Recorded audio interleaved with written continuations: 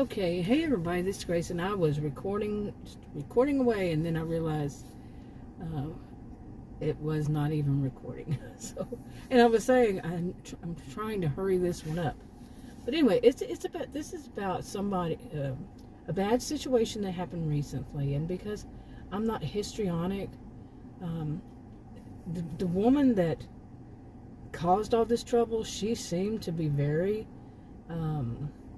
rather narcissistic, actually, and a bit histrionic, or maybe both high in both of them. Total stranger to me, in my age group.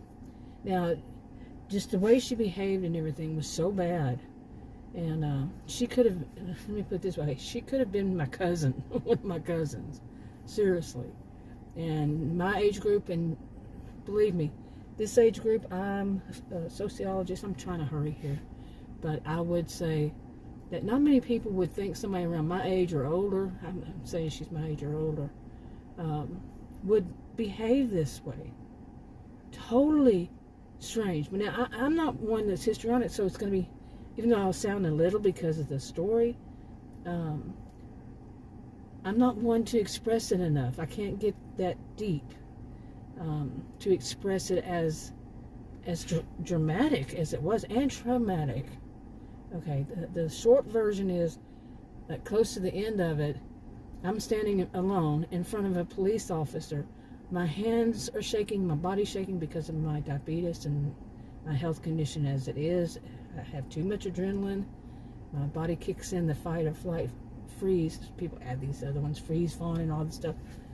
But I've always heard it as fight or flight in university. But they add all that stuff. But anyway, and my hands were shaking, all that, because this woman threatened me.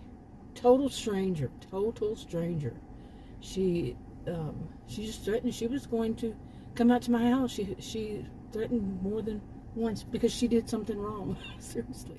That right then, Adam walked up, so he's going to go walk around because it's such a beautiful day.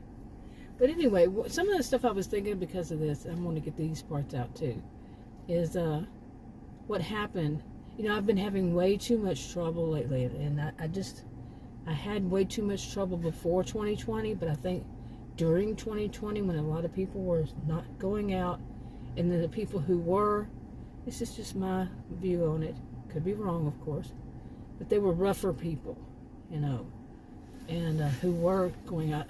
You know, some of them were people who had to go out and do things. And I had heard other people say stuff like that the driving was awful once they started going back out. But I think many of the people, they just got so used to being rougher people. I don't know. Okay, but this situation, it was a woman. Like I said, she could be my cousin. She could be one of my siblings. Okay. There's, like Adam said, there was kind of like a family resemblance. Seriously. And but she was just off of a rocker. Seriously. I keep saying seriously. But anyway, I'm trying to get out so much that I'm bouncing all around here. So, but basically, it was like I said, I was shaking like that, and the police officer was saying, "She's saying she's going to go to your house." I said, "Yeah, she said it twice." And he said, "Do you know her?" I said, "No, I never met her before." I said, "That's why it's quite worrisome. This stranger is telling me she's going to go to my house, threatening me." And he said, "So she was threatening?" I said, "Yeah, it was very threatening." And he was saying, you know, basically, I told him, I said, my blood pressure is probably sky high, and he said, probably. He said, "That's what I'm saying. Let's de-escalate this." She was already gone by then, okay. But I was by myself. I had left and gone back, and okay. So that's kind of like a short version, in case I don't get out the rest of it. But and I know there are a lot of holes in all of this. But basically, she was like, when I was on the phone with 911, this woman was trying to actually follow me home. And I had just made a video about a month ago, give or take, where somebody was following Adam and I. And Adam was actually with me on this. he was in the back seat with the dogs, and that woman couldn't see him because of the windows. But anyway, see him jumping all over the place. But about a month ago, somebody followed Adam and I home. Not all the way to our house, because I've stopped and pulled over, but from a store called Racetrack. It's a convenience store, and it's not real close. And they followed us from there, and once I got into the neighborhood and they turned in, that's when I knew, okay, they're following for certain. And it's all these winding roads and everything to get through there, and he kept following, so I pulled off in front of a house, and like I've been told to do. And I've been taught all these things, but when I did, they pulled in front of me and stopped, and pulled themselves on the side of the road too. They wanted behind me to follow me, you see. And so I did it again. I left, and they left behind me, and I pulled over again, and finally they left. They went on, because I guess they figured, well, she's on to us. I really truly think that was a scam. I mean, I've heard of plenty of scams. I'm guessing many of us have. Okay, and I don't know whether you call them a scam or what, but when they, like, people will bump into, that old one where somebody would hit you from behind, and then once you got out, they would do whatever it was. This situation made me think of that, and with a genius IQ, I'm pretty sure I'm right. Could be wrong, I admit it, but and a sociologist to boot, taught at college and university, career student. I taught criminal justice majors, quite a few of them, and I'm pretty sure I'm right about this, that she was working some kind of scam, or she was just bonkers. Seriously. But okay, that happened about a month ago, and then just recently, this one happened, the same road, okay, in the same area, and it was somebody, like here in America, if you're in another country and you drive on the left side of the road, we drive on the right side of the road here, and she backed out in front of me and somebody else going the other direction. But I'm in the my right, okay. She comes from my left, a driveway from my left. You see, she's not backing up right in front of me. She's backing up from a driveway across the street, and she pulled right out in front of me, and somebody else was behind her. When I looked, there was somebody else going her direction. So okay, I'm probably going to finish. Okay, anyway, she did that, and because of the way the road is, too many people parking on both sides of the road, both sides now. Somebody was parked where she backed out of, right there at that corner. They were parked in the wrong direction, but they were on that side of the road, my left, and parked there. And she comes out of that driveway there. What did she think? Everybody was going to stop for her?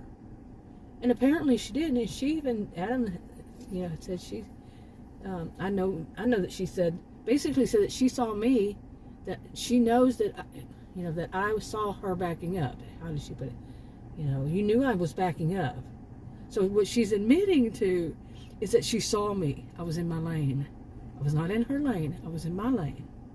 So she's admitting that she saw me, but she went ahead and backed up anyway. Like I said, could be my cousin, my sibling, okay, my age group, all that.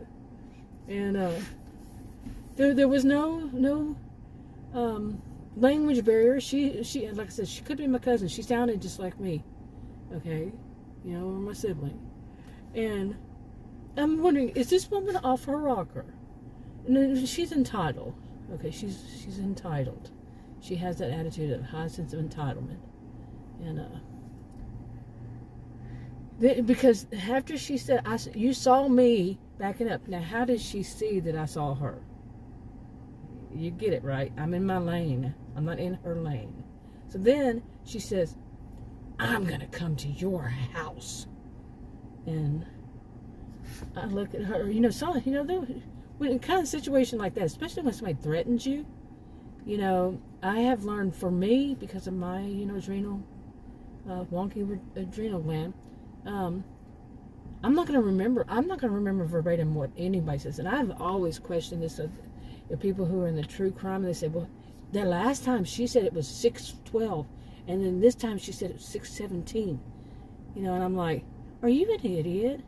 Who would even know? I don't even know what time that happened, period. What hour it happened. Okay. But these are people who are saying they have to have the exact minute or they're lying. No, that's not how it works.